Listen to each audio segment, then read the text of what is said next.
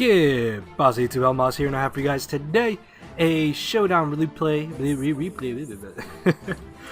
reason why I am doing this as opposed to like a live, it's just because, to be honest with you guys, I don't exactly feel like doing a Showdown live right now. I hope you guys can understand that and you're not upset about that. And I do have something most likely different planned to upload for tomorrow. If not, then I'll definitely do a long Showdown live for you guys tomorrow. But if you look at my team, I am obviously on the other side. This is a team that I did a live with yesterday, actually. So if you guys would like to go check that out, you can. A link to that will be down in the description. And yeah, that's pretty much it. Of course, if you guys do enjoy the battle, make sure to show our support, hit a like button down below. And with that being said, let's go ahead and take a look at team preview. So if you saw the Showdown live, then you know my team. If you didn't see the live, then go see the live and you know about my team. But this was a really good battle that I actually had before I did the Showdown live with the team, but I still just wanted to save this to upload after it. And my opponent has a pretty scary looking team, to be honest. Nidoking can definitely be a huge problem to my team, because I really don't have any safe switch-ins to it, especially if she makes the proper prediction, so I really have to watch out for that. Also, Machamp, depending on what kind of set it is, can determine on how I'm going to be able to deal with it. If I lose my Rotom, then I pretty much get swept by Crocoon, so I really have to make sure to keep my specs on Rotom, so if need be so, I can trick it to Suicune and just kind of shut it down to an extent, although I will give it specs. Normally Crocoon don't tend to carry any special attack EVs. So yeah, going into this battle, I knew Rotom was going to be very crucial to me, as well as trying to figure out how I can play around that Nidoking. So she's going to be leading off with the Aggron, as I'm going to be leading off with my Rotom. I ended up going straight for the overheat on the off chance that she predicted me to bring in my Nidoking, but she ends up making the safe play and switching into her Florges. And can I just say, that did 52% to a Florges. One of the most specially defensive mons in the tier. My lord, that was really impressive to me.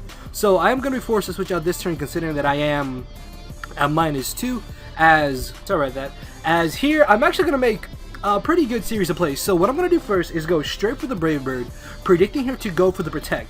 Then this turn I'm going to predict her to want to bring in the Aggron, and I'm actually going to go ahead and go for the Taunt. This way, I prevent her from being able to get up her Stealth Rocks and applying pressure to my team, as well as more pressure to my Empoleon to be able to defog them away, as I can just go ahead and go for the U-turn into my Slowking. This Aggron should not be able to beat my Slowking one-on-one on the off chance that she does have Toxic, and that is the only way. But even then, I'm not too concerned about it, as I'm going to go ahead and just go straight for the Scald. Not gonna lie, I do end up getting kind of lucky with Scalds in this battle, as I'm able to burn the incoming Suicune, although I'm not too sure how much that really ends up mattering later in the match, as I make a very questionable play here and I switch directly into my Rotom. There was two scenarios going through my head. One, she was gonna go ahead and try to calm mind and win the battle. Second was that she was gonna switch into her Florges. This way I could get a free switch into my Rotom and just potentially go for the not trick, but go for the overheat, or maybe even just go for a Will-O-Wisp, because most likely she would have protected to see what I wanted to go first. But then that's why I wouldn't have gone for Volt Switch, because I don't want to give her Nidoking a free switch in, because as I mentioned, I have nothing that can safely switch in the Nidoking. So unfortunately for me, she ends up going for the Scald. However, though, I believe I am faster than this Suicune, and I'm going to make rather, I don't know if you would call this a good play, but I was very positive she wouldn't switch directly into Nidoking. So knowing that, I decided just to go for the Volt Switch into my Crobat, as I'm pretty much in a prime scenario to just safely go for the Brave Bird, considering that last time I taunted as she brought in Aggron, and I believe this turn I do actually end up going for the taunt, predicting, oh no, sorry, it's later, my bad. So I go for the U-turn, expecting her to go for the Heavy Slam, as I bring in my Empoleon. Looking back at it, I guess I could have just brought in my Slowking. I'm not too sure what I switched directly into Empoleon. I'm guessing I wanted just to get on my rocks. Then again, I can just safely go for the Scald without having to worry about anything that she wants to do. As I Scald the incoming Machamp, I'm thinking, okay, this is probably just no guard, so I can get a free or safe switch into my Slowking, even if she does go for the knock off. I just die, which means this is Guts, Banded potentially, but this gives me a free switch into my Crobat, allowing me to again just go for the Brave Bird, because as long as this Aggron does not get any wishes passed to it, eventually I will be able to just consistently wear it down and this is where I go for the taunt.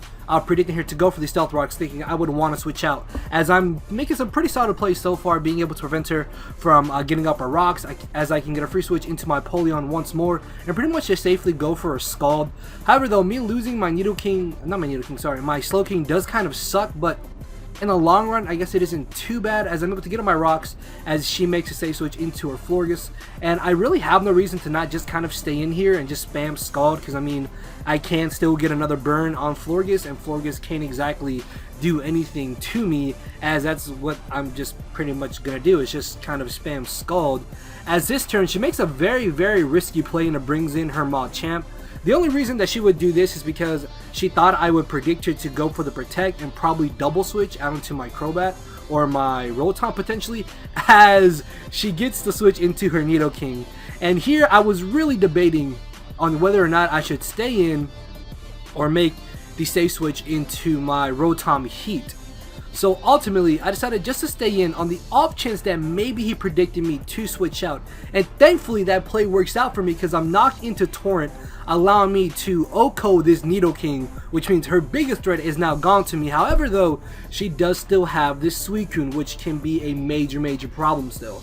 So she's going to bring it in. I'm literally not fearing anything, because I'm just going to go straight for the roar. I'm not going to mess around with this thing. I just want to get it out of here as I roar her into her Mega Aggron. I believe I am faster than her, and unfortunately I do end up getting a burn. However, the Earthquake will still be able to knock me out. So I guess that burn didn't really matter too much, although she is brought down to the range where she can't switch in, so I can just safely bring in Manchow and go for the U-turn. As where if I didn't get the burn, I would have just brought in Rotom and gone for the Volt Switch. So yeah, again, I don't really think that burn mattered, as I'm pretty much free to fire off an Overheat here, considering the fact that it did 52% last time, but she does make the smart play and ends up going for the Protect. And I'm hoping that maybe 52% was kind of a min roll and I can get a higher damage roll and knock her out, but no, I only get 50% this time, as she ends up going for the Safe Wish. I'm going to be forced to switch out and expecting her just to go for the Protect. I can get a free switch into my Crobat, and I'm pretty much going to be able to knock something out potentially with a Brave Bird, as she ends up going for the Protect. I guess just scouting out to see what I wanted to do, and I ended up going for the taunt on the off chance that she brought in her Suicune, just because I don't really know. I just, to be honest, that's what I was thinking. But I'm going to go for the Brave Bird as she brings in her Crobat. Unfortunately though, I don't quite knock it out, and I don't exactly want to risk it potentially having max speed, so I'm going to decide just to fodder off my Absol to a Brave Bird. But she ends up making the safe play by going for the knockoff, and it turns out that I'm actually going to be able to take this Brave Bird and in return go ahead and knock out this Crobat, which is really great for me, because that's now one less thing I have to worry about. As she's going to end up bringing in the Florges, I don't have anything to hit this thing for super effective damage, so I'm just going to try to get off as much damage as I can with the knockoff, as she's going to finish me off with the Moonblast. This pretty much allows me to get a free switch into my Crobat or my Rotom, and I'm going to be able to click Brave Bird Overheat and make sure that I knock something out, because I think that I can't 2 a KO the Suicune. I'm guessing the reason why I went for taunt was in the off chance that I couldn't 2 a KO Suicune. But as you're going to see, it does do about 35%, so if I do take the Scald, I will be able to knock him out next turn, and I'm able to live on 6%, and in return, I'm going to be able to finish off the Suicune, and that is going to be the 2-0 victory in my favor. So yeah, I thought that was actually a really solid battle. I definitely did make some good plays in my opinion. My opponent also made some good plays, and just, yeah, hopefully you guys did enjoy the battle, and if you did, make sure to show our support, hit the like button down below, and with that being said guys, I will see you all tomorrow. So thank you all for watching. Later everybody.